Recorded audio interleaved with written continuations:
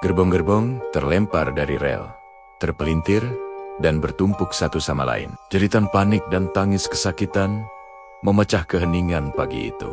Penumpang yang berdesakan di dalam gerbong terjepit, sementara yang berada di atap terlempar dan tewas seketika. Pemandangan yang tersaji begitu mengerikan. Darah membasahi rel, dan rintihan korban terdengar dari balik puing-puing baja. Selamat datang kembali di channel kami. Malam ini, kita akan menelusuri kembali salah satu halaman terkelam dalam sejarah perkereta-apian Indonesia. Sebuah peristiwa yang tidak hanya merenggut ratusan nyawa, tetapi juga meninggalkan jejak mistis yang masih terasa hingga kini. Inilah kisah tragedi Bintaro ke-1987. Pagi itu, Senin, 19 Oktober tahun 1987, langit Jakarta tampak cerah. Seperti biasa, ribuan orang memulai aktivitas mereka, menumpang kereta api lokal yang menjadi urat nadi transportasi massal. Di antara kereta-kereta itu, ada K225 jurusan Rangkas Bitung Jakarta, Kota, dan K220 Patas jurusan Tanah Abang Merak. Tak ada yang menyangka perjalanan dua kereta ini akan berakhir dalam sebuah tabrakan paling mengerikan yang pernah tercatat di Indonesia. Di stasiun Sudimara K225 yang syarat penumpang, bahkan hingga ke atap gerbong, seharusnya bersilang dengan K220. Namun, akibat miskomunikasi fatal dan kelalaian, K225 justru diberangkatkan dari jalur yang salah. Semboyan 40 yang seharusnya diberikan oleh kepala stasiun tidak terdengar, dan semboyan 41 yang keliru justru diberikan oleh petugas lain. Kereta pun melaju, membawa penumpangnya menuju takdir yang tak terduga. Masinis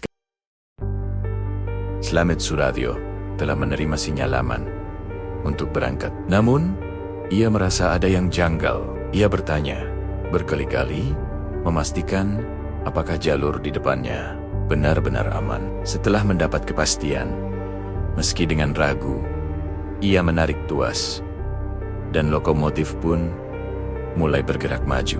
Di saat yang bersamaan, dari arah berlawanan, K220 sedang melaju kencang menuju titik yang sama. Area antara stasiun Sudimara dan stasiun Pondok Ranji, yang dikenal dengan sebutan tikungan S, menjadi saksi bisu pertemuan maut itu. Jarak pandang yang terbatas membuat kedua masinis tak punya banyak waktu untuk bereaksi. Ketika mereka akhirnya saling melihat, semuanya sudah terlambat. Benturan keras tak terhindarkan. Suara decitan rem darurat bercampur dengan dentuman logam yang meremukkan tulang. Dua lokomotif bertabrakan, adu banteng, saling menghancurkan dan melumat gerbong-gerbong di belakangnya. Gerbong-gerbong terlempar dari rel, terpelintir, dan bertumpuk satu sama lain. Jeritan panik dan tangis kesakitan memecah keheningan pagi itu. Penumpang yang berdesakan di dalam gerbong terjepit, sementara yang berada di atap terlempar dan tewas. Seketika, pemandangan yang tersaji begitu mengerikan. Darah membasahi rel, dan rintihan korban terdengar dari balik puing-puing baja. Menurut data resmi, 156 orang tewas dan ratusan lainnya luka-luka. Namun, banyak yang percaya jumlah korban sebenarnya jauh lebih banyak. Mengingat kondisi kereta yang sangat padat, proses evakuasi berjalan dramatis. Warga sekitar, petugas, dan relawan bergotong royong menolong korban yang masih bisa diselamatkan. Rumah-rumah warga di sekitar lokasi menjadi posko darurat, tempat para korban luka dirawat seadanya sebelum dilarikan ke rumah sakit. Tragedi ini meninggalkan duka yang mendalam bagi seluruh bangsa. Investigasi pun dilakukan, dan beberapa petugas kereta api dinyatakan bersalah atas kelalaian yang menyebabkan kecelakaan. Masinis Slamet Suradio selamat, namun harus menanggung beban psikologis yang berat seumur hidupnya.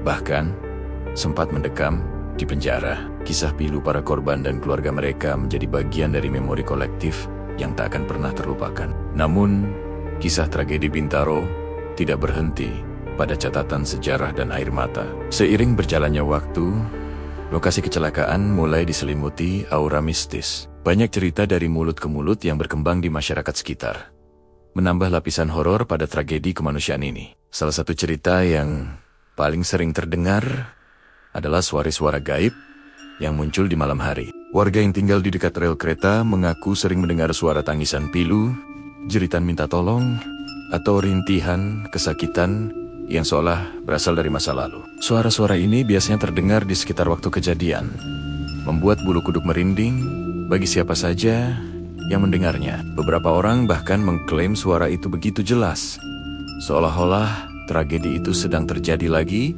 di depan mata mereka. Tidak hanya suara, penampakan-penampakan aneh juga sering dilaporkan. Ada yang mengaku melihat sosok-sosok berpakaian lusuh dengan tatapan kosong berjalan di sepanjang rel pada malam hari. Namun, yang paling mengerikan adalah cerita tentang penampakan potongan tubuh.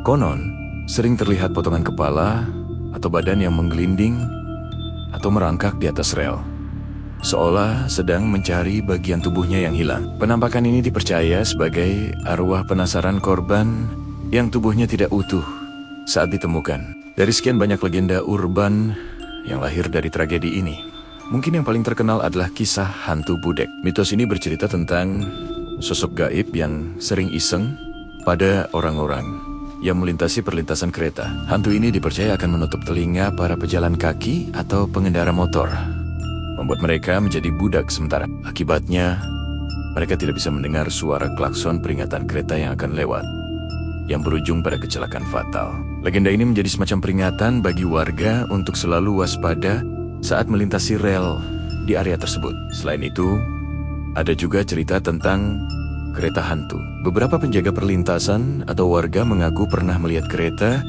melintas di tengah malam buta, tanpa jadwal dan tanpa masinis. Kereta itu berjalan pelan dengan lampu remang-remang, dan beberapa orang bahkan bersumpah melihat penampakan wajah-wajah pucat di jendelanya sebelum kereta itu lenyap ditelan kegelapan. Lokasi bekas tragedi ini yang kini telah dibangun jalan layang untuk menghindari perlintasan sebidang, tetap menyimpan energi yang kuat. Banyak pengemudi yang mengaku merasa merinding saat melintas di atasnya pada malam hari. Beberapa bahkan merasa seolah ada penumpang tak diundang yang ikut di kendaraan mereka, atau melihat bayangan melintas sekilas di spion. Kisah-kisah mistis ini, entah benar atau tidak, telah menjadi bagian tak terpisahkan dari narasi tragedi Bintaro. Bagi sebagian orang, ini hanyalah bumbu cerita yang membuat tragedi ini semakin dikenang. Namun, bagi yang lain, ini adalah pengingat nyata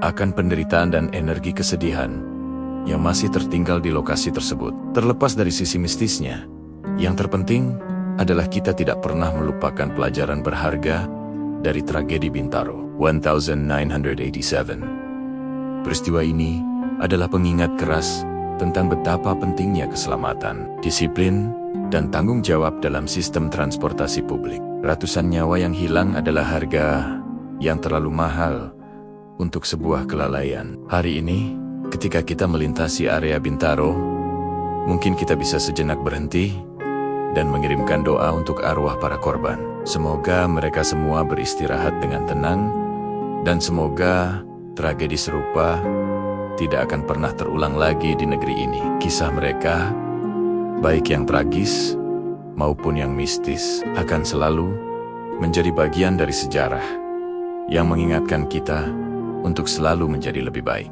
Terima kasih telah menyimak kisah kelam di balik tragedi Bintaro. Jangan lupa untuk memberikan like, komen, dan subscribe agar kami terus bersemangat menyajikan konten-konten sejarah dan misteri lainnya. Sampai jumpa di video berikutnya. Tetap waspada dan selalu berhati-hati.